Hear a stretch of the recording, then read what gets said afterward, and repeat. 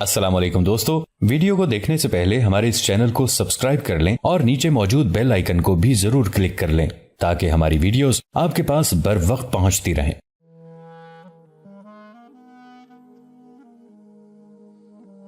और शहर के नवाह में एक नाले के किनारे नरसल नए और झाव के घने झुंड के अंदर ढली हुई उम्र का एक शख्स खून में लथपथ पड़ा हुआ था। ऐसे लगता था लम्हा बलम्हा उस पर नकाहत तारी हो रही हो, जिसके बायस वो थोड़ी देर के लिए आंखें बंद कर लेता था। दोबारा शायद जिंदगी के सफर को बरकरार रखने के लिए आंखें खोलकर इधर उधर देखने लगता था। अचानक वो चौंक पड़ा, इसलिए कि उसके कानों में एक सदा पड़ी थी। कोई कुरान मुक़द्दस की तिलावत कर रहा था और तिलावत करने का अंदाज ऐसा मोह लेने वाला था कि खून में लथपथ उस जख्मी को ऐसे लगा जैसे गर्म बयाबानों की रेग में रुमूज़े कुन फयकून और ज़बाने वही की पुकार की तरह इत्तसाले उबूदियत और अबूदियत दिलों का तिरयाक और आंखों का मरहम बनकर उठ खड़ा हुआ हो। सरकंडों के झुंड में पड़ा वो जख्मी नसरानी लगता था, इसलिए कि उसके गले में सुनहरी सलीब लटक रही थी। उस आवाज पर वो चौंका था। आवाज लम्हा भर के लिए खामोश रही। बूढ़ा बेचैन हो गया। वो शायद फिर उसी आवाज को सुनने का मुतमन्नी था, यहां तक कि आवाज पहली की निस्बत ज्यादा पुरजोश होकर और करीब से इस तरह सुनाई दी गोया जहां का कोई मुअल्लिम गैब व शहूद के संगम पर खड़े होकर फुसुं खेज चांदनी की तरह निगार खाना कुन में खैर व मेहर की ज़िया जमजमा, हिकमत व इदराक के गौहर और फहमो इस्तबसार की सदाएं बुलंद करने का अज़्म कर चुका हो। बूढ़े के लबों पर हल्का सा तबस्सुम नमूदार हुआ। शायद उस जंगल में उसे उम्मीद न थी कि कोई उसकी मदद के लिए आएगा और तिलावत करने वाले की आवाज ने उसके दिल में जिंदा रहने का जज्बा पैदा कर दिया था। जो शख्स कुरान मुक़द्दस की तिलावत करते हुए करीब आ रहा था, उसकी आवाज थोड़ी खामोश रहने के बाद दोबारा कुछ इस तरह बुलंद हुई जैसे लैले मुज़लिम में नूर बख्श शहर दिलों के हरीम गुंबद में रोशनी के किलबिलाते सवेरे, सहरा की कोख में सरगर्दा बांझ सातों के अंदर तख्लीक की अहम तरीन कदरें और तीरगी के सहरा में नूर की कश्तियों में आइनों के सागर और उजालों की शम्में अपनी मौजूदगी का रंग दिखाने के लिए उठ खड़ी हूं। बूढ़े ने जब महसूस किया कि तिलावत करने वाला उसके पास से गुजरकर आगे निकल जाने वाला है, तब उसने अपनी पूरी कुव्वत और ताकत को मुज्तमे किया और मजरूह सी आवाज में उसने मदद के लिए पुकारा। तिलावत करने वाले की आवाज सुनाई देनी बंद हो गई थी। फिर सरकंडों के झुंड में पड़े उस जख्मी बूढ़े ने महसूस किया जैसे एक नहीं कई लोग अपने घोड़ों को दौड़ाते हुए उसकी तरफ आ रहे हों।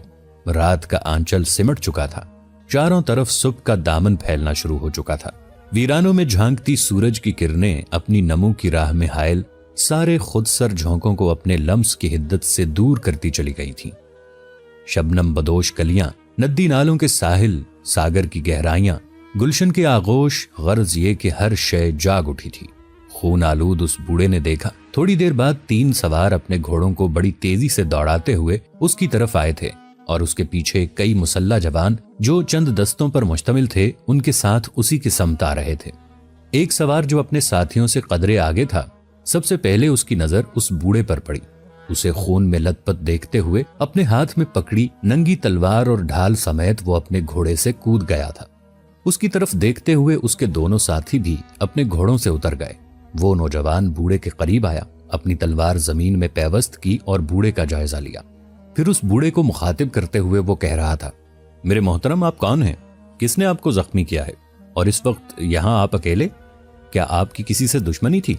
मैं देखता हूं तुम्हारे गले में सलीब है। तुम नसरानी हो। क्या तुम्हारा ताल्लुक अर्रबा शहर से है? करीब तरीन अर्रबा ही ऐसा शहर है जहां काफी तादाद में नसरानी बसते हैं।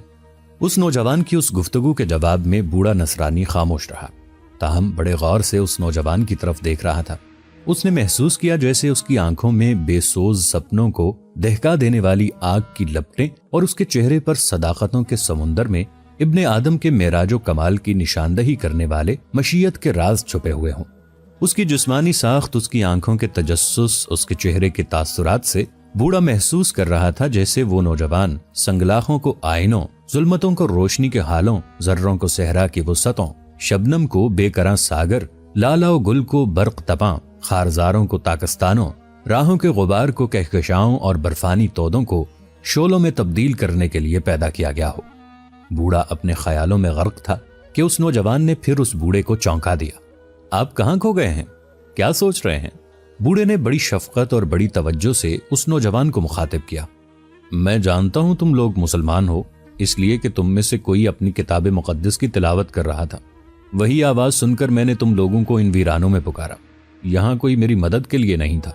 नौजवान, अगर तुम बुरा ना मानो तो क्या मैं तुम्हारा और तुम्हारे दोनों साथियों का नाम पूछ सकता हूं? इस पर वो नौजवान मुस्कुराया और कहने लगा, मेरा नाम मुजद्ददुद्दीन है।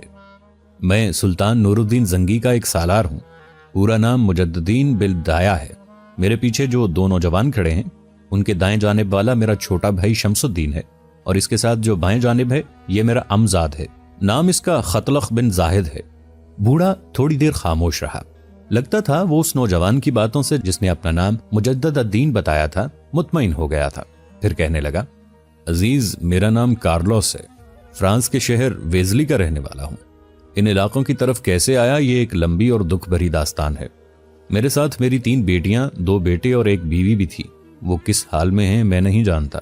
पहले मेरी इस्तदा है कि नरसल के जंगल में उन्हें तलाश करो। गो मैं खुद भी नसरानी हूं, लेकिन सलीबी भेड़िए एक खास मकसद के तहत हमारे पीछे पड़ गए थे, जिसकी बिना पर हम जान बचाने के लिए इस समत भागे। हमारा रुख अर्रबा की तरफ था। अजनबी होने के बायस रास्तों से भटक गए।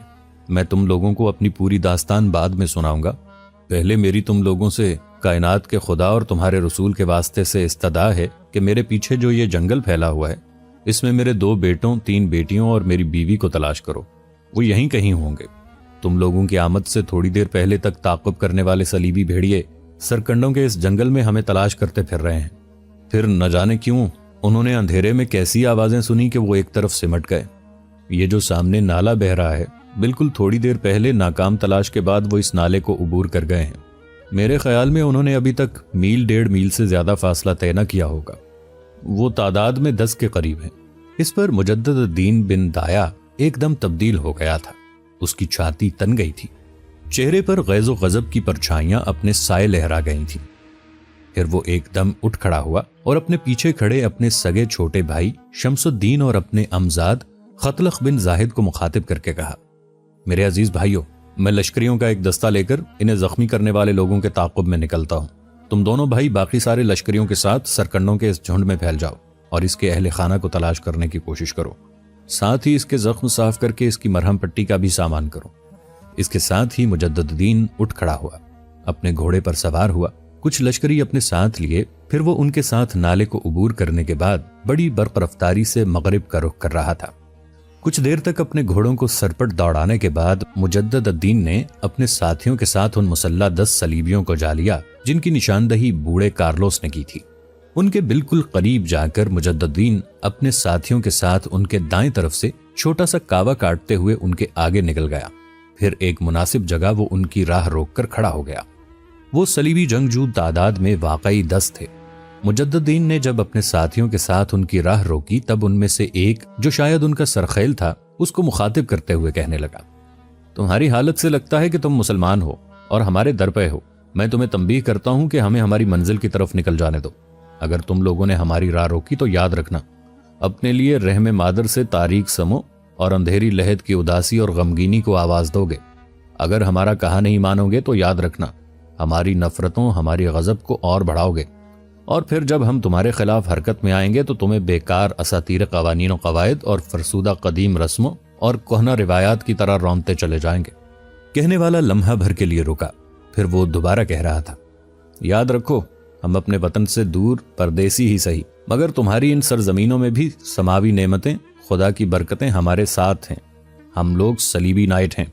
हम घोड़ों की टापों, काबों की फड़फड़ाहट और दरिंदों की दरिंदगी में पलकर जवान होते हैं। सलीबी नाइटों का वो सरबरा जब खामोश हुआ तो मुजद्ददीन ने उसे इंतहाई गुस्से और होलनाकी में मुखातिब किया।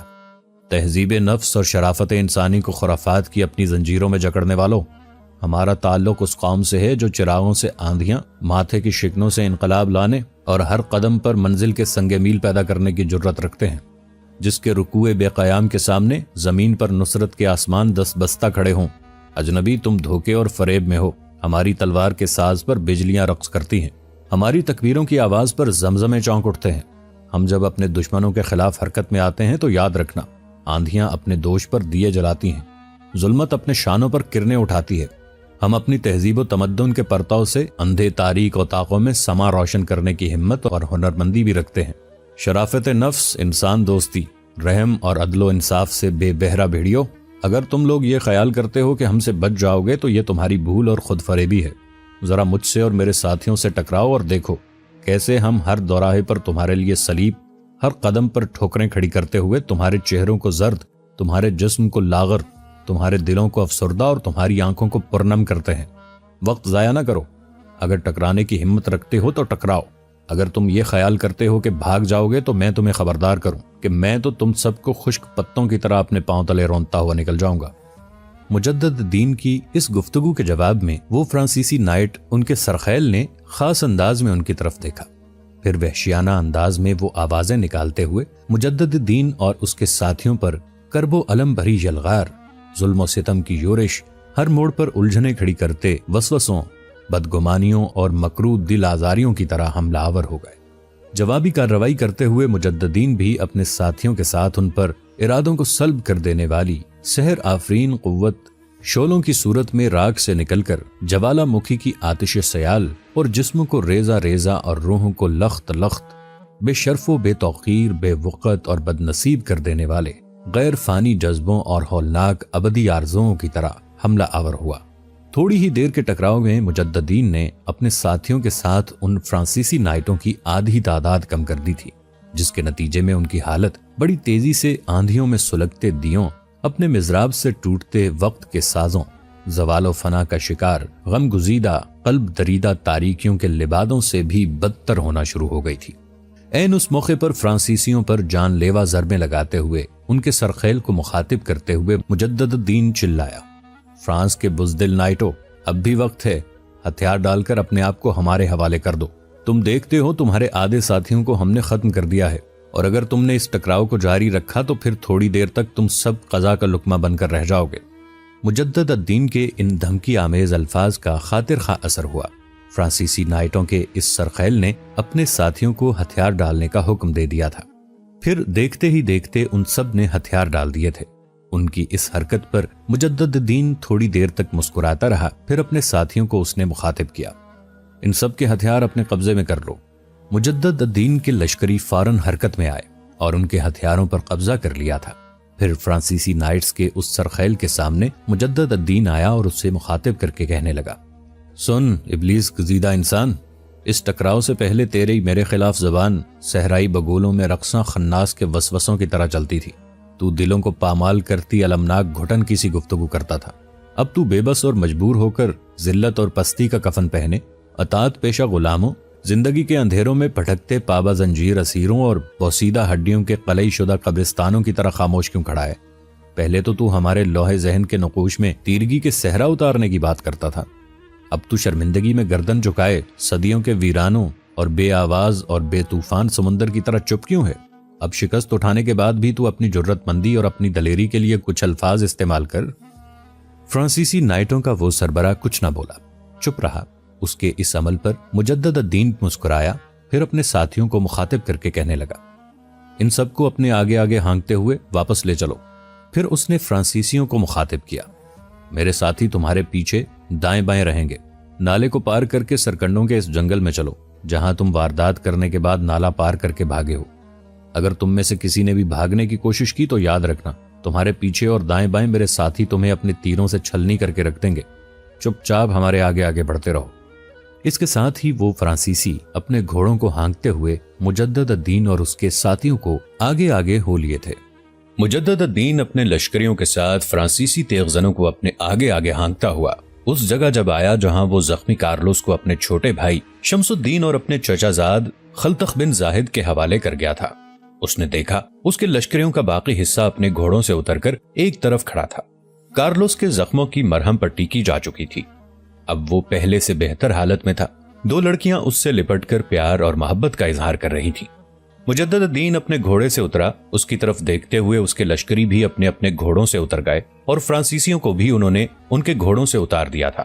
اتنی دیر تک مجدد الدین آگے بڑھا، کارلوس کے قریب ہوا اور اس سے مخاطب ہو کر کہنے لگا، میرے محترم آپ کیسے ہیں؟ کارلوس نے اس بار قدرے پرسکون انداز میں کہنا شروع کیا، میرے عزیز، آپ کے ان دونوں بھائیوں نے میرا بہترین خیال رکھا ہے، آپ کے ان دستوں کے اندر جو طب کے کام میں ماہر ہیں انہوں نے میرے زخموں کی بہترین دیکھ بھال کی ہے۔ اب میں سمجھتا ہوں میں بچ گیا ہوں۔ آپ کے حالات تو پوری طرح آپ کے بھائی نے مجھے بتائے نہیں، اتنا ہی تعارف کرایا ہے کہ آپ نور الدین زنگی کے بہترین سالاروں میں سے ہیں۔ کارلوس اس سے آگے کچھ نہ کہہ سکا، اس لیے کہ انتہائی سنجیدگی میں مجدد الدین نے اس کی بات کاٹ دی۔ میں کچھ بھی نہیں ہوں، میں سلطان نور الدین زنگی کے لشکر کا ایک عام سا عسکری ہوں، بس قدرت نے آپ کی مدد کے لیے ہمارا انتخاب کر لیا۔ یہاں تک کہتے کہتے مجدد الدین کو رک جانا پڑا، اس لیے کہ کارلوس نے ان دونوں لڑکیوں کی طرف اشارہ کرتے ہوئے کہنا شروع کیا، یہ میری دونوں بیٹیاں ہیں، بڑی کا نام مرسینہ اور چھوٹی کا نام مشال ہے۔ مجدد الدین نے صرف لمحہ بھر کے لیے ان دونوں لڑکیوں کی طرف نگاہ کی۔ اس نے دیکھا مرسینہ ایسی خوبصورت تھی جیسے زیب و زینت مجسم کر کے بزم طرب میں لا کھڑی کی گئی ہو۔ وہ نغمات کے دھاروں، نغمہ و آتش کے سنگم جیسی حسین، وقت کے سیلاب میں ملکوتی فبن جیسی پرجمال تھی۔ اس کے خد و خال کی رانائی، اس کے اعضاء کی موزونیت، اس کے شبنم کی سی لطافت اسے ایک قیامت بنائے ہوئے تھی۔ اس کے گلنار احمر لب، سیمی عارض، لچکتی خم کھاتی کمر، نازک سجیلے ہاتھ، تیکھی نوکیلی انگلیاں، بلور سے تراشا بدن، باریک ریشمی بال اسے ایک قیامت بنائے ہوئے تھے۔ اس کا رخ، دہکتے لب، مرمر کے پیکر بازو، اس کا شفاف تن کمال قدرت کی سنائی پیش کر رہے تھے۔ دونوں لڑکیاں بھی مجدد الدین کی طرف دیکھ رہی تھیں۔ اس موقع پر مرسینہ کی گھمبیر پراسرار دراز سرمئی پلکوں کے اندر حجاب، عصمت اور عفت کے تاثرات تھے۔ پھر دونوں بہنیں اپنی جگہ پر اٹھ کھڑی ہوئیں۔ مرسینہ آگے اور مشال اس سے پیچھے تھی۔ مرسینہ نے ایک سحر آفری نگاہ مجدد الدین پر ڈالی، پھر اس کے ریشم کے سے ہونٹ کھلے، طلسماتی جھنکار کی سی آواز میں اس نے مجدد الدین کو مخاطب کیا، امیر، میں، میری چھوٹی بہن، میرا ماں باپ سبھی آپ کے ممنون اور شکر گزار ہیں کہ آپ نے ہماری حفاظت کا سامان کیا۔ جب مرسینہ مجدد الدین سے مخاطب ہوئی تب اس نے پھر ایک نگاہ اور اس کی چھوٹی بہن پر ڈالی۔ پھر اس نے دیکھا مرسینہ عمر کے اس حصے میں تھی جہاں اٹھتی شوخ جوانی اور رخصت ہوتی طفلی ملتے ہیں اور کفر ساما شباب اپنا رنگ جمانا شروع کر دیتا ہے۔ وہ بلوغ کی دہلیز پر قدم رکھ چکی تھی۔ نسوانیت کی اولین کرنیں اس کے چہرے اور اس کی شخصیت کے علاؤ کو خوب روشن کرنے کے درپے تھیں، جبکہ چھوٹی بہن مشال ابھی اپنے بچپنے کی آخری حدود طے کر رہی تھی۔ تاہم وہ اپنی بہن مرسینہ سے بھی کہیں زیادہ خوبصورت اور حسین تھی۔ مجدد الدین نے اپنی نگاہ ان پر ڈالنے کے بعد نگاہیں جھکا لیں، زمین کی طرف دیکھنے لگا، پھر ان کی طرف دیکھے بغیر وہ کہہ رہا تھا، میں نے کچھ بھی نہیں کیا۔ اور یہاں تک کہتے کہتے مجدد الدین کو رک جانا پڑا، کیونکہ اس کا چھوٹا بھائی شمس الدین اور امزاد خلتخ بن زاہد دونوں اس کے قریب آ گئے تھے۔ پھر خلتخ بن زاہد اپنا منہ مجدد الدین کے کان کے قریب لے گیا اور کہنے لگا، بھائی، آپ کے جانے کے بعد ہم نے انہیں تلاش کیا۔ یہ جو دونوں لڑکیاں ہیں، سرکنڈوں کے ایک گہرے جھنڈ کے اندر کسی نے گڑھا کھود رکھا تھا، وہاں کچھ کٹے ہوئے نرسل پڑے تھے، یہ اس گڑھے میں گھس گئی تھیں اور اوپر انہوں نے وہ خشک نرسل ڈال لیے تھے۔ اپنے آپ کو انہوں نے محفوظ کر لیا تھا۔ ان کو تو ہم وہاں سے نکال کر یہاں لے آئے، ہم جنگل میں آوازیں دیتے رہے، پہلے یہ اس گڑھے سے نہیں نکلیں۔ جب ہم نے انہیں یقین دلا دیا کہ ہم صلیبی بھیڑیے نہیں، ان علاقوں کے مسلمان ہیں اور الربا کا رخ کر رہے ہیں، اور یہ کہ ان کے زخمی باپ کی بھی ہم نے دیکھ بھال کر دی ہے، تب ہمت کر کے یہ دونوں گڑھے سے باہر آ گئیں اور ہم انہیں یہاں لے آئے۔ ان کے باپ کے پاس بٹھانے کے بعد ہم نے ان کے گھر کے دوسرے افراد اور لواحقین کی تلاش شروع کی، اور سب سے افسوسناک بات یہ ہے کہ ان کے 2 بھائی، 1 بہن اور ماں کو قتل کر دیا گیا ہے۔ ان کی لاشیں ہم ابھی تک ان کے سامنے نہیں لائے۔ ان دونوں لڑکیوں کو ابھی تک نہیں بتایا گیا کہ ان کے دونوں بھائیوں، بہن اور ماں کو ان صلیبی جنگجوؤں نے موت کے گھاٹ اتار دیا ہے۔ تاہم یہ اطلاع ہم نے کارلوس کو کر دی ہے۔ کارلوس کہنے لگا کہ ابھی تک میری بیٹیوں کو ماں، بھائیوں اور بہن کے قتل کی اطلاع نہ کریں، پہلے میری مرہم پٹی ہو لے، میں کچھ سنبھل جاؤں تو انہیں اطلاع کر دیں، کم از کم انہیں یہ تو یقین ہو جائے گا کہ ان کا باپ زندہ ہے، اس طرح یہ مرنے والوں کا غم برداشت کر جائیں گی۔ اب جیسا آپ کہتے ہیں ویسا ہی کرتے ہیں۔ خلتخ بن زاہد کے ان الفاظ پر مجدد الدین کے چہرے پر دکھ اور پریشانی کے آثار نمودار ہوئے تھے۔ پھر وہ فرانسیسی ٹیمپلروں کے سرخیل کی طرف متوجہ ہوا اور اس کے سامنے کھڑے ہو کر تھوڑی دیر تک بڑے غصے اور غضب سے اسے دیکھتا رہا۔ پھر اچانک اس کے چہرے پر تمانچوں اور جسم پر گھونسوں کی بارش کر دی۔ وہ معافی مانگتے رہے پر مجدد الدین نے اسے نہیں چھوڑا، اس پر پاؤں کی ٹھوکروں کی بارش کر دی۔ پھر وہ انتہائی غصے اور غضب ناکی میں دھاڑا، شیطان کے گماشتے، تو نے اس بے بس بوڑھے اور ان 2 معصوم لڑکیوں کی ماں، 2 بھائیوں اور 1 بہن کو کیوں قتل کیا؟ مجدد الدین کی اس آواز پر مرسینہ اور مشال دونوں نے اپنے کانوں میں انگلیاں دے لی۔ چیخنے چلانے لگی۔ روتی بین کرتی دھاڑے مارتی ہوئی وہ اپنے باپ سے لپٹ کر پھوٹ پھوٹ کر رو دی تھی۔ مجدد الدین کچھ دیر تک اس فرانسیسی کو مارتا پیٹتا رہا، پھر اس کو بالوں سے پکڑ کر کھڑا کیا۔ اتنی دیر تک کارلوس نے اپنے دونوں بچیوں کو سنبھالا دیتے ہوئے انہیں چپ کرا دیا تھا۔ پھر مجدد الدین کارلوس کے پاس آیا اور اسے مخاطب کر کے کہنے لگا، اب جب کہ آپ کی دونوں بیٹیوں کو بھی خبر ہو چکی ہے کہ ان کی ماں، 2 بھائیوں اور بہن کو ان صلیبیوں نے قتل کر دیا ہے، تو میرے محترم، میں آپ ہی کو ان سارے فرانسیسی نائٹس کا منصف مقرر کرتا ہوں۔ یہ آپ کے ہم مذہب ہیں، لہٰذا میرا خیال ہے کہ آپ ہی ان کا بہتر فیصلہ کر سکتے ہیں، اس لیے کہ یہ آپ ہی کے مجرم ہیں۔